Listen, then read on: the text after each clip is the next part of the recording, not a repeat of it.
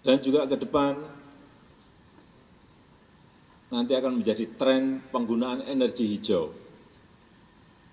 Sini juga saat ini 100% sudah menggunakan energi hijau, 100%.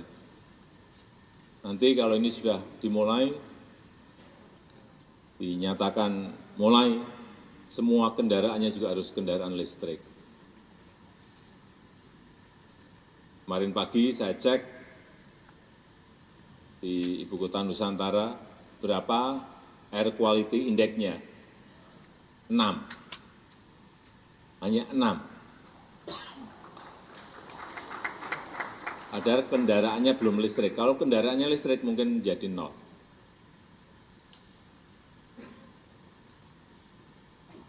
Kemarin kita cek Singapura 53. Maksimal itu 50. Udara yang baik dan sehat maksimal itu hanya 50. Tapi kota-kota kita utamanya di Jawa sudah semuanya di atas 100.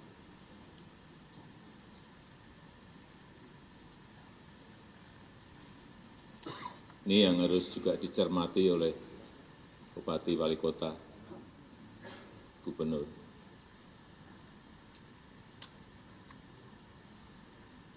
Dan untuk menangani itu juga membutuhkan uang yang tidak sedikit. Menteri Kesehatan menyampaikan pada saya, karena udara yang tidak baik, hingga ISPA di Jabodetabek itu menghabiskan hampir 10 triliun rupiah. Uang yang tidak sedikit kita pakai untuk menangani kesehatan karena adanya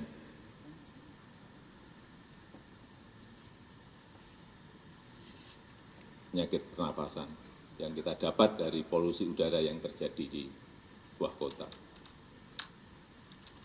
Mulai harus dipikirkan bagaimana membuat transportasi massal yang berbasis energi hijau, listrik, atau gas, dan lain-lainnya.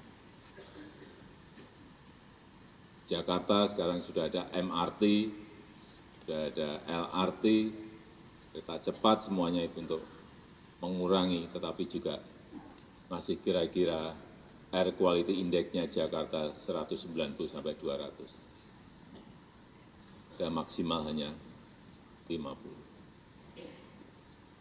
Hati-hati kota-kota yang sudah mulai macet, kota-kota yang mulai padat, yang berkaitan dengan polusi. Larinya nanti utamanya yang anak-anak, yang masih bayi, di penyakit pernafasan. Jadi saya sarankan kalau mau menyiapkan desain transportasi massal, itu ada yang mau kita pakai di sini, meskipun juga belum kita putuskan, yaitu autonomous rail transit. Kalau MRT itu per kilometer, dulu waktu kita mulai, saya masih gubernur, kita mulai itu biayanya, anggarannya per 1 kilo, supaya semuanya tahu, per 1 kilometer itu 1,1 triliun rupiah. Ada gubernur atau bupati wali kota yang sanggup membangun MRT? Tunjuk jari. Ali, hati-hati. Hitungannya hati-hati. Mungkin bisa membangunnya, tapi operasionalnya juga tidak kecil. APBD-nya siap, karena kalau apapun yang namanya MRT, yang namanya LRT, yang namanya kereta cepat, semuanya itu rugi. Artinya harus ada PSO. APBD harus siap untuk mengcover biaya operasional. Saya berikan contoh MRT Jakarta. Itu setiap tahun keluar 800 miliar untuk penuh loh itu, untuk menutup biaya MRT.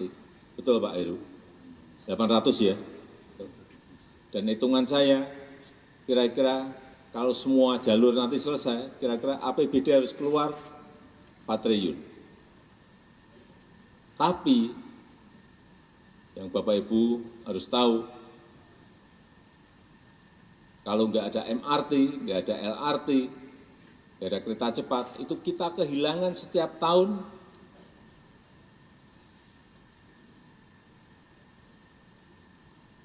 karena kemacetan itu 65 triliun. Kalau Jabodetabek mungkin sudah di atas 100 triliun.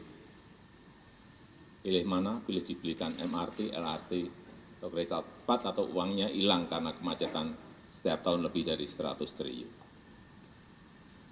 Semua kota utamanya itu harus mulai ngitung ini. Kalau yang ini, autonomous rail transit,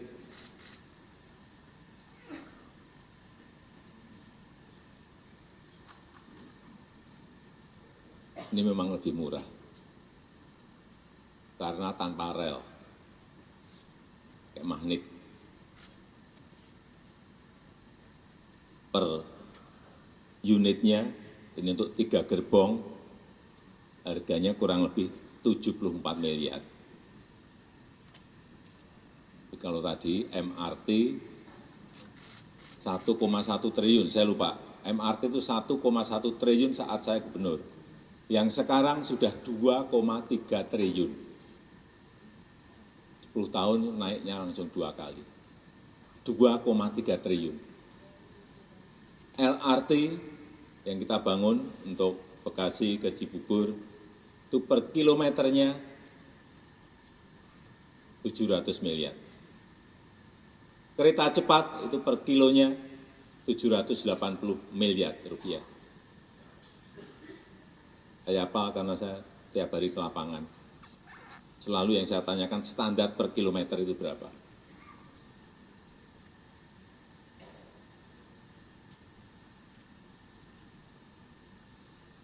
Ini jadi sekali lagi, 1 unit untuk 3 gerbong itu 74 miliar. Operasional per bulan 500 juta.